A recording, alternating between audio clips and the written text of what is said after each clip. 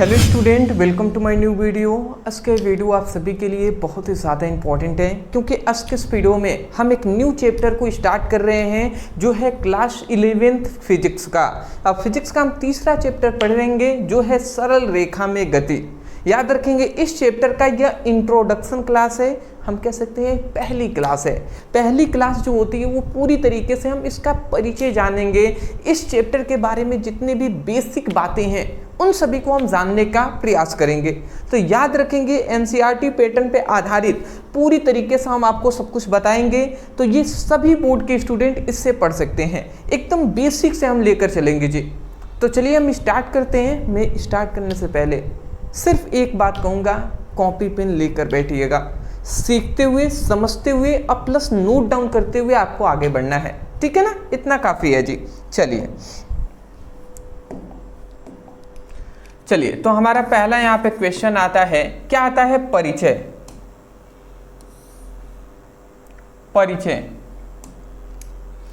तो परिचय में हमारा क्या आता है? सबसे पहला आता है गति, कि गति कहते किसे हैं जी। परिचय में सबसे पहले सरल रेखा में गति। देखिए सरल रेखा में गति का मतलब क्या होता है? एक सीधी रेखा है, इस सीधी रेखा में कोई भी वस्तु है, ये मान लेते हैं कोई वस्तु है, एक सीधी रेखा है, इस पर ये कोई मान लेते हैं सपोज दैट ये कोई वस्तु है, तो ये वस्तु या तो आगे गति करे या पीछे गति करे। तो आगे या पीछे जिस दिशा में भी गति करता है तो इसकी जो गति होगी ना, यही गति हम क्या कहेंगे? सरल रेखा की गति हम कहेंगे। समझ रहे हैं? कोई सीधी रेखा है, अब कोई सीधी रास्ता है, रेखा है, पथ है, तो उस पर कोई भी वस्तु है वो या तो आगे गति करे या पीछे गति करे, तो उस गति को ही हम सरल रेखा में गति कहेंगे। परंतु उस पर अभी हम नहीं जाते हैं। पहले तो हम ये जानेंगे बाबू कि गति होता क्या है। दोस्त, गति क्या होता है तो ये हम समझ लेते हैं। तो यहाँ पे लिखा गया है किसी वस्तु की स्थिति में समय के साथ परिवर्तन को कहते हैं। मतलब गति किसे कहते हैं? तो यहाँ पे गति लिखा गया है, गति किसी वस्तु की स्थिति में समय के साथ परिवर्तन को कहते हैं। यहाँ हम ये भी कह सकते हैं गति का, यहाँ पे मैं अच्छे से आपको परिभाषा लिख दूँ, ये भी परिभाषा 100% सही है, बट इससे भी सिंपल हम ये कह सकते हैं कि समय के साथ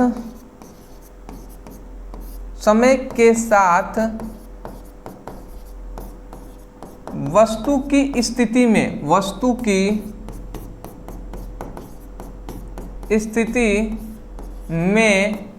होने वाले परिवर्तन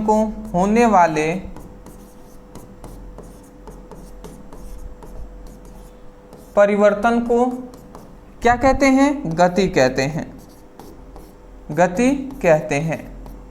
मतलब समय के साथ ना कोई वस्तु है, उसकी स्थिति में भी क्या होगा? परिवर्तन होगा, तो उसी को हम क्या कहते हैं? गति कहते हैं।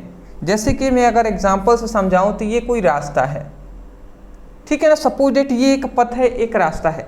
अब मान लेते हैं कोई वस्तु है, ये कोई वस्तु है, ये यहाँ से ये बिंदु है, यहाँ से ये यहाँ पे पहले था, तो यहाँ पे जब था, यहाँ से जब ये वस्तु चलते इस तरीके से गया और ये वस्तु अब यहाँ तक पहुँच गया। समझ रहे हैं? ये वस्तु पहले यहाँ पे था, अब इस तरीके से चलते कहाँ पे पहुँच गया है? यहाँ पे पहुँच गया है। तो ये पहले तो ए बिंदु पर था, अब ये बी बिंदु पर आ गया है। तो इसकी स्थिति देखिए, पहले इसकी स्थिति यहाँ पे था, अब यहाँ पे हो गया है। तो सबसे पहले क्या हो रहा है कि स्थिति में परिवर्तन हो रहा है। स्थिति में क्या हो रहा है? परिवर्तन हो रहा है, मतलब बदलाव हो रहा है। परंतु केवल स्थिति में परिवर्तन नहीं हो रहा है, बल्कि जब यहाँ पे वस्तु था तो समय मान लेते हैं कुछ अलग रहा होगा। अब ये वस्तु मान लेते हैं यहाँ पे जब था ना तो 10 बज रहा था, ठीक है, 10 बज रहा था, और जब यहाँ से यहाँ तक गया तो यहाँ पे 11 बज रहा है। उस समय टाइम देखा गया तो 11 बज रहा था। तो इसका मतलब वस्तु यहाँ से यहाँ तक गया ना, ये यहाँ से यहाँ तक गया, तो इसमें कितना? 10 से 11 मतलब 1 घंटे का समय लगा। 1 घंटे का क्या लगा? समय लगा। तो समय के साथ ही ना इस वस्तु की स्थिति में परिवर्तन हो रहा है। तो हम यही कह रहे हैं कि समय के साथ वस्तु की स्थिति में होने वाले परिवर्तन को क्या कहते हैं? गति कहते हैं। तो मैं आशा करता हूँ समझ गए होंगे। मान लेते अभी मैं यहाँ पे खड़ा हूँ, तो मान लेते कुछ समय हो रहा है, और जब मैं यहाँ पे खड़ा हूँ अब मैं यहाँ पे आ गया, तो भैया 1 2 3 सेकंड जो भी लगे तो समय लगा ना, वहाँ से यहाँ आने में समय लगा।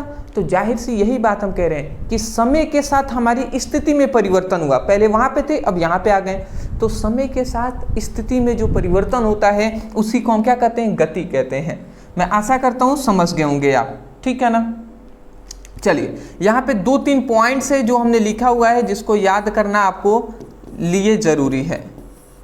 सबसे पहली बात कि सरल रेखा में गति का मतलब है सरल रेखा में गति का क्या मतलब है? गति का मतलब है कि वस्तु एक सीधी पथ पर आगे पीछे चल रही है। ये अभी ना हमने बताया जी कि सरल रेखा में गति का मतलब यही होता है कि कोई भी वस्तु है, ये मान लेते हैं ये वस्तु है, तो ये सीधी रेखा में आगे की ओर गति करे या पीछे की ओर गति करे।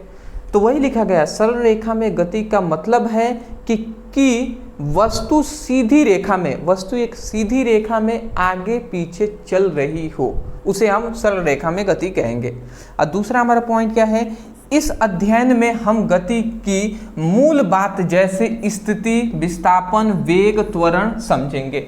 मतलब यहाँ पे बेसिक बात हम ये जान रहे हैं कि इस अध्याय में मतलब सरल रेखा के गति में हम ये जानेंगे कि गति की मूल बातें जानेंगे कि जैसे गति में कोई वस्तु है यहाँ पे स्थित है, तो इसकी स्थिति किसे हम कहेंगे। वस्तु का विस्थापन यहाँ से यहाँ तक आ गया तो इसका विस्थापन क्या होगा। वस्तु यहाँ से यहाँ तक आया तो कितने वेग से ये चला, तो वेग के बारे में भी जानेंगे। त्वरण के भी बारे में जानेंगे कि कोई वस्तु ऊपर से नीचे गिर रहा है तो कितने त्वरण से वो गिर रहा है। ये सब हम डिस्कस इसी चैप्टर में करने वाले हैं। तो हम अभी इंट्रोडक्शन क्लास, बेसिक क्लास ले रहे हैं, तो उसके लिए हम आगे बढ़ते हैं। ठीक है, इतना आप समझ गए हैं। चलिए जी, हाँ स्क्रीनशॉट आपको लेने का मैं अवसर नहीं दिया, ले लीजिए, ले लिए, ठीक। नेक्स्ट हमारे आता है कि स्थिति, पथ एवं विस्थापन। ठीक है ना। सबसे पहले हम ये जानेंगे स्थिति किसे कहते हैं, फिर से पथ हम जानेंगे, पथ मतलब पथ दूरी क्या होता है, फिर विस्थापन के बारे में हम जानेंगे। तो देखिए सबसे पहले हमारा आता है स्थिति। स्थिति मतलब होता है पोजीशन। ठीक है ना। स्थिति मतलब पोजीशन क्या होता है, कोई भी वस्तु है, मान लेते हैं ये एक रास्ता है, अब इस पर ये वस्तु यहाँ पर स्थित है, तो ये इसकी स्थिति है कि ये वस्तु यहाँ पर है। तो वही यहाँ पे परिभाषा क्या कहा गया समझिएगा, वस्तु की किसी विशेष समय पर किसी निश्चित बिंदु से दूरी और दिशा को ही हम क्या कहते हैं, स्थिति कहते हैं। मतलब सबसे पहले इतना समझिए, कोई भी वस्तु है तो उसके विशेष समय पर, अब ये जो वस्तु है यहाँ पे है तो एक विशेष समय है, मान लेते हैं 12:31 हो रहा है, ऐसा हमने सपोज डेट मान लिया कि 12:31 हो रहा है, तो ये एक विशेष समय है कि इस विशेष समय पर ये वस्तु यहाँ पे है। तो वस्तु की किसी विशेष समय पर किसी निश्चित बिंदु पर, अब यहाँ पे कोई बिंदु है, यहीं पे तो ये स्थित है ना, किसी बिंदु पर होगा, तो किसी निश्चित बिंदु पर जो दूरी है, इसकी दूरी है और दिशा है। मान लेते हैं ये वस्तु यहाँ से यहाँ तक गति करेगा, तो इसकी दूरी और प्लस इसकी दिशा कि किस ओर गति कर रहा है, उसी को हम क्या कहते हैं, उसकी स्थिति कहते हैं। ठीक है ना। बट ज़्यादातर स्थिति की परिभाषा नहीं पूछा जाता, बट नॉर्मल हमने जान लिया। नोट में यहाँ पे ये जानेंगे कि इसे हम आम तौर पर एक्स से प्रदर्शित करते हैं। मतलब सिंपल सी बात है ना, यहाँ पे 3 अक्ष होते हैं। सबसे पहली बात मैं आपको बता दूं तो यहाँ पे हम 3 अक्ष अगर हम ले लेते हैं तो देखिए इसको x से, इसको y से, इसको z से प्रदर्शित करते हैं। तो जो स्थिति होता है ना, स्थिति, इसको हम ना x अक्ष पर, ये जो हमारा x अक्ष है इसी पर हम प्रदर्शित करते हैं, दर्शाते हैं। तो इसे हम आमतौर पर x अक्ष पर क्या करते हैं, मापते हैं। x अक्ष यही ना है जी, इसी पर मापते हैं। ठीक है ना। चलिए उदाहरण के तौर पर यदि कोई वस्तु 5 मीटर पूर्व में है, मतलब यदि कोई वस्तु है 5 मीटर पूर्व की दिशा में है तो उसकी स्थिति क्या हो जाएगी, +5 मीटर होगी। ठीक है। चलिए अगला आता है पथ दूरी। पथ दूरी क्या होता है, अब पथ दूरी क्या होता है समझिएगा, वस्तु द्वारा पूरी यात्रा में की गई कुल दूरी को क्या कहते हैं, पथ दूरी कहते हैं। अच्छा बाबू, पथ दूरी का मतलब क्या है समझिएगा। पथ दूरी का मतलब क्या है, पथ दूरी का सिंपल सा मतलब है दूरी। ठीक है ना, कि दूरी कौन है। तो मान लेते हैं हम यहाँ पे हैं, हमने स्कूल गए, मैं घर पे हूँ, आप सभी घर पे हैं अपने, आप अपने स्कूल पर गए, तो घर से स्कूल जाने में आपने दूरी तय किया कि नहीं किया, तो दूरी हम कैसे पता करेंगे? आप जिस रास्ते से गए हुए हैं उस रास्ते की लंबाई जो होगी ना वही तो दूरी कहलाएगी। मतलब सिंपल सी बात है, ये आपका घर है, सपोज दैट, ऐसे आप समझिएगा बाबू, नहीं समझेंगे, ये सपोज दैट आपका घर है और ये हमने मान लिया सपोज दैट कि ये आपका, ऐसे हमने मान लिया कि ये हमारा, ये आपका स्कूल है और ये आपका होम है, मतलब घर है, ठीक है। तो आप घर से स्कूल तक गए तो इस रास्ते के सहायता से आपने घर से स्कूल की ओर गए हैं, तो आपने ये दूरी तय किया है कि यहाँ पे दूरी अगर मापना होगा कि कितनी दूरी तय की है, तो हम क्या करेंगे, इस रास्ते की लंबाई को मापेंगे। तो इस रास्ते की लंबाई हमने मान लिया कि 1500 मीटर है, इस रास्ते की लंबाई 1500 मीटर है, तो ये 1500 मीटर ही क्या कहलाएगा, दूरी कहलाएगा। तो वही कह रहा है कि वस्तु द्वारा पूरी यात्रा की कुल, मतलब पूरी यात्रा की गई, मतलब वस्तु द्वारा पूरी यात्रा की गई, मतलब कोई वस्तु है, मान लेते हैं हम ये, तो हम यात्रा कर ही रहे हैं ना, घर से स्कूल जा रहे हैं तो एक यात्रा कर रहे हैं, तो यात्रा पूरी की गई में कुल दूरी को पथ दूरी कहते हैं। मतलब जब वस्तु से हम यात्रा मतलब हम कर रहे हैं तो वहाँ पर ना जो कुल दूरी होगा उसी को पथ दूरी कहेंगे। और कुल दूरी कैसे निकलेगा, उसकी पथ की लंबाई को हम जोड़ देंगे। तो सिंपल सा कह दे, कोई दूरी आपसे पूछते तो आप कह दीजिएगा कि किसी वस्तु की पथ की लंबाई को दूरी कहते हैं। मतलब किसी वस्तु द्वारा तय की गई पथ की लंबाई को दूरी कहते हैं। कोई भी वस्तु है तो किसी वस्तु द्वारा तय की गई पथ की लंबाई को दूरी कहते हैं, यही आप कह देंगे, नॉर्मल सी बात है। यहाँ पे याद रखेंगे यह हमेशा धनात्मक होता है क्योंकि यह केवल दूरी मापता है, दिशा नहीं। ये केवल दूरी को मापता है, दिशा नहीं मापता, इसलिए ये हमेशा धनात्मक होता है। स्क्रीनशॉट। चलिए जी, इतनी बात समझ के नेक्स्ट अगला हमारा आता है विस्थापन। अब बाबू विस्थापन क्या होता है, डिस्प्लेसमेंट क्या होता है, इसको हम समझेंगे। तो एक यहाँ पे एक और बात बता दूं कि दूरी का यहाँ पे एक परिभाषा आप फॉर्मूला याद रखेंगे कि दूरी बराबर क्या होता है, चाल गुणे समय होता है, ठीक है ना। तो ये आप याद रखिएगा, चाल गुणे समय होता है, ठीक है ना, याद रखेंगे आप। अगला आता है विस्थापन। डिस्प्लेसमेंट क्या होता है समझ लेते हैं दोस्त। देखिए डिस्प्लेसमेंट का क्या मतलब होता है, मैं अभी डिस्प्लेसमेंट समझाऊंगा ना तो इसमें सब आपको समझ में आ जाएगा। किसी वस्तु की प्रारंभिक स्थिति और अंतिम स्थिति के बीच की सीधी रेखा को, दूरी और दिशा को हम क्या कहते हैं, विस्थापन कहते हैं। देखिए मतलब सपोज दैट समझिएगा, मैं यहाँ पे एक चीज आपको बना दे रहा हूँ।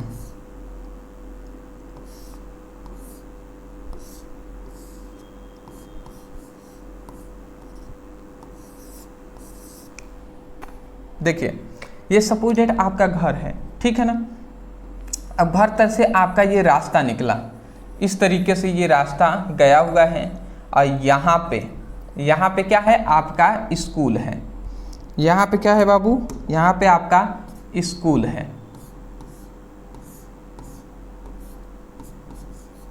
ऐसा हमने मान लिया कि यहाँ पे स्कूल है। तो बात आप समझ रहे हैं, यहाँ से आप गए इस तरीके से रास्ते रास्ते रास्ते रास्ते, अब यहाँ पे आए तो ये आपका स्कूल आ गया। तो ये आपका होम है, ये आपका स्कूल है। तो मैं आपसे कह रहा हूँ कि जब आप यहाँ पे हैं, यहाँ से आपने चलना स्टार्ट किया तो ये आपका प्रारंभिक स्थिति होगा, प्रारंभिक।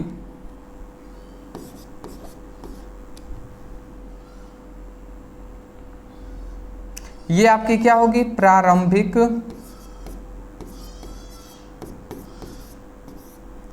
स्थिति। ये आपकी प्रारंभिक स्थिति होगा और ये आपका अंतिम स्थिति होगा।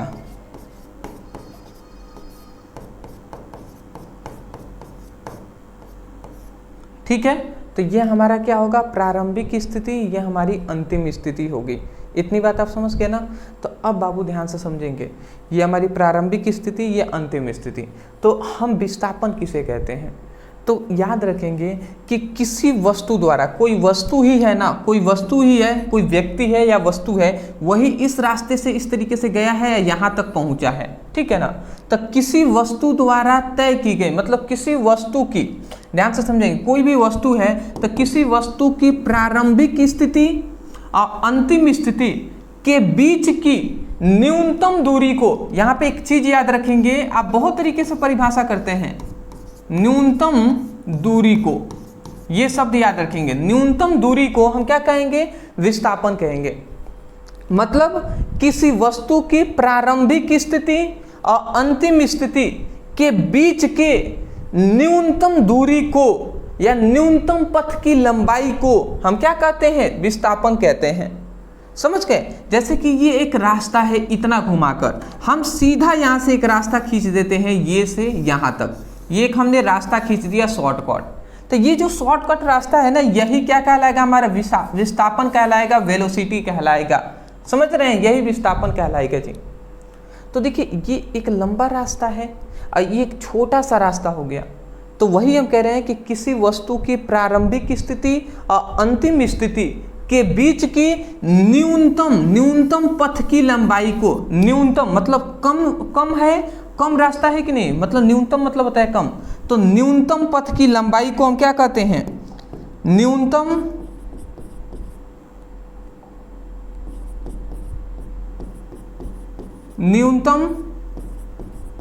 पथ की लंबाई को, न्यूनतम पथ की लंबाई को हम क्या कहते हैं, विस्थापन कहते हैं। तो मैं आशा करता हूँ समझ गए होंगे। देखिए अगर हमें दूरी कोई पूछ दे तो हम क्या करेंगे, दूरी के लिए ये पूरा रास्ते को मापेंगे, तो जितना आएगा ना यहाँ तक, ये पूरी पथ की लंबाई जो होगी वो हमारी दूरी कहला जाएगी। परंतु अगर हमें विस्थापन कोई पूछ दे तो प्रारंभिक बिंदु और अंतिम बिंदु से सीधा एक रेखा खींच देंगे और उस रास्ते को मिला लेंगे, तो वो हमारी क्या कहलाएगी, विस्थापन कहला जाएगा। समझ गए होंगे।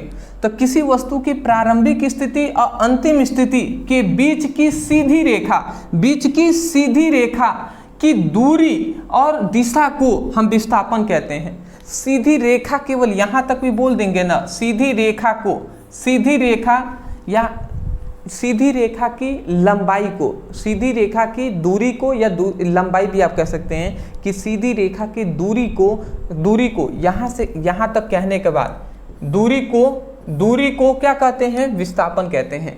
ये आप दिशा ना भी कहेंगे तो चलेगा, ठीक है ना। बट क्यों हम दिशा कह रहे हैं, क्योंकि ये एक सदिश राशि होता है। ये कौन सी राशि होती है, सदिश राशि, इसमें दिशा लेना अनिवार्य होता है, इसीलिए कहा जा रहा है। एक बात आप याद रखेंगे कि क्या यहाँ पे याद रखेंगे कि यहाँ पे याद रखेंगे ये बात कि वेग बराबर विस्थापन बटे समय होता है। तो मतलब विस्थापन बराबर याद रखेंगे, विस्थापन का फॉर्मूला आप याद रखेंगे, वेग गुणे समय, ठीक है ना। ये आप फॉर्मूला याद रखेंगे। यहाँ पे कुछ बातें हैं जो जान लीजिए। विस्थापन एक सदिश राशि होता है। क्या होती है, सदिश राशि, इसलिए हम दिशा भी शामिल होती है, इसलिए इसमें हमने दिशा शामिल किया है। नहीं भी करेंगे तो चलेगा, बट याद होना चाहिए आपको। विस्थापन धनात्मक और ऋणात्मक हो सकता है, धनात्मक भी हो सकता है, ऋणात्मक भी हो सकता है, जो दिशा पर निर्भर करता है कि किस दिशा में चल रहा है। चलिए आज के लिए हम लोग फिलहाल इतना ही। अभी पहली क्लासेज है, मैं पूरी तरीके से डिटेल में तो उतना नहीं गया, बट फिर भी हमने कोशिश किया है कि आप इतना जान ले, बहुत है। अदरवाइज अब हम फिर से आपकी दूसरी ये लेक्चर जब आएगा तो अब हम जानेंगे कि गति के 3 डायमेंशन पर गति करता है, एक बीमीय गति, द्विबीमीय गति, त्रिबीमीय गति, ये सब क्या होते हैं, सब पर हम डिस्कस करेंगे जी। तो ये चैप्टर बहुत ही आसानी तरीके से पूरा बेसिक से हम स्टडी कराने वाले हैं। डिस्क्रिप्शन बॉक्स में आपको फिजिक्स के एक लिंक मिल जाएगा, उस पर क्लिक करके आप चैप्टर वाइज अपनी स्टडी कर सकते हैं। तो चलिए दोस्त, आ जाइए, आप क्लिक करके अपनी बेसिक से चैप्टर वाइज स्टडी कीजिए। Thank you so much for watching this video. Thank you.